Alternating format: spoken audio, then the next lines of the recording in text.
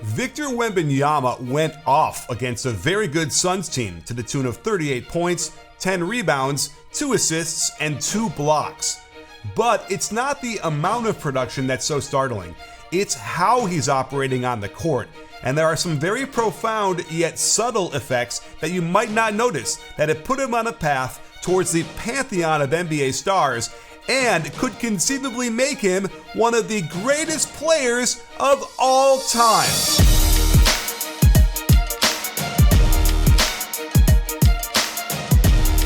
The first part of his game we need to examine is how his 7'4" height is a huge advantage as he plays above the rim.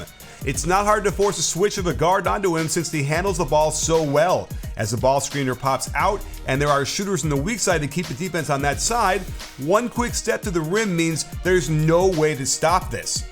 But he also gets this type of runaway to the rim when he's the ball screener, generally by ghosting the screen and forcing another guard to pick him up on the roll. It's hilarious that 3 guards have to rotate down to him, all of them half a foot shorter and powerless to do anything. This time, they put KD on him, the only guy with enough length to handle him, so the Spurs immediately set a ball screen to force a switch. Trey Jones doesn't want to force the pass, and when it becomes a post-up, you can see Booker desperately trying to get Eubanks to guard this guy. On the high-low lob, just look at the kind of touch he exhibits to control the off-target pass and then guide it softly through the hoop. I can think of other extremely tall players in the NBA who simply don't have good enough hands to do this. Now, let's look at how they get him interacting with Zach Collins. On the handoff, notice that it's still too easy to knock him off his balance, but he quickly regains it as Collins steps up to backscreen Eubanks. With Eric Gordon here, there is simply no way to stop this play. You kind of think they should just run this play every time down. Even though KD does a great job to fight through the screen, look at how Wemby steps in to seal Durant and force him to foul. It's Wemby's turn to screen for Collins, and watch for this action to be a staple of the Spurs offense. The cross screen gets a deep post touch, and you'll notice Wemby will drift to the free throw line to give Collins room to work with. They've already developed some really nice chemistry as Wemby's man has to help, and this beauty of a pass gets a key dunk in the fourth. Here's the same play, but they invert the positions. Worried by the prospects of Wembanyama getting the ball on the block, 2 defenders go to him, creating an opening for Collins, who displays soft touch through a lot of contact. If it ain't broke, don't fix it. This time he gives KD a little shove to the baseline so he can pop up to the high post.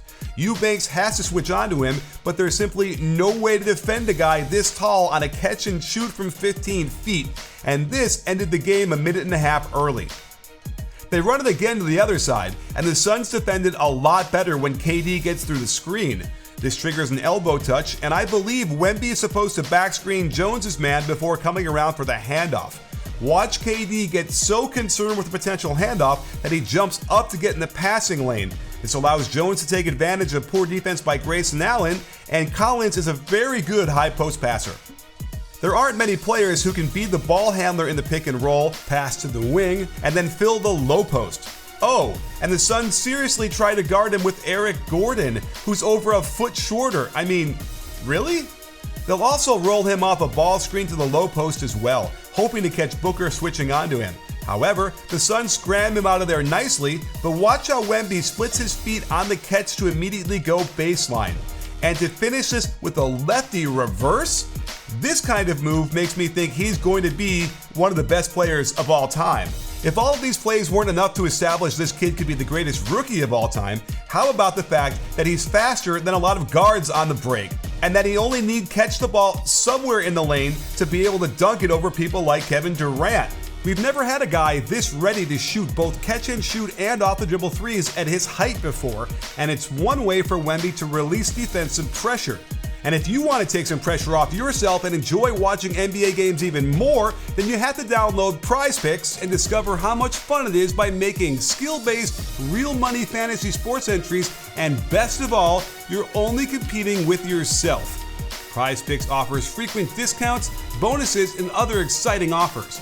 Players can enjoy community-wide promotions including Taco Tuesday and Flex Friday. I love that you can choose 2 or more players from any sport. Pick more or less on their projected stats and place your entry. Here are my picks for opening night, and it adds a whole new level of excitement to watching live, as I think both Dame and Jalen will light the defenses up for a lot of points. Go to prizepicks.com/CLNS and use code CLNS for a first deposit match up to $100. But we haven't even gotten to the special sauce yet, his three-point shooting. When the ball handler can turn the corner and force Wemby's man to drop, this is the easiest shot selection he'll have. He's not shooting amazing from back there yet, but it's early, and all indications are that he'll be above average at worst. And what are you supposed to do when a 7'4" guard brings the ball up and calmly sinks a pull-up triple at the quarter buzzer? And then there's that same cross-screen play for Collins in a crucial part of the fourth quarter of a road game where they played through Wembanyama during crunch time, and he one dribble pulls up from deep, looking more like a grizzled veteran all-star instead of the precocious 20-year-old rookie that he is. Add to that, he's got a passing gene. You can see the pressure he puts on the defense with every touch. He could have pulled this three if he wanted to, and on the rescreen, more evidence of his need to gain more core and leg strength. But on the short roll, this is a perfect read. Check the hoop first, then calmly fire a strike to the wide open man behind the line.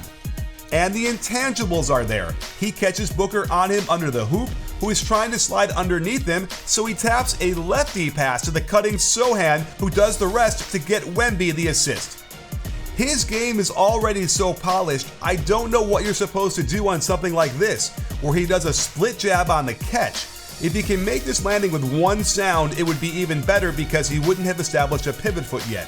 The left foot pivot does move an inch before he drops the ball to the floor, but no call, and another nice dish off the drive that should have been a dime if the pass hadn't been fumbled. Another example of his great feel for the game. He had settled for some face-up jumpers in the post earlier, but this time he drives it baseline, and check his awareness to sense the double despite turning his back to KD, and then the perfect drop-off pass to Sohan. It got a little muddled down there, so I don't blame him for not shooting it right away, but it did directly lead to this layup for a crucial three-point lead down the stretch. And if that wasn't enough, he's a natural rim protector.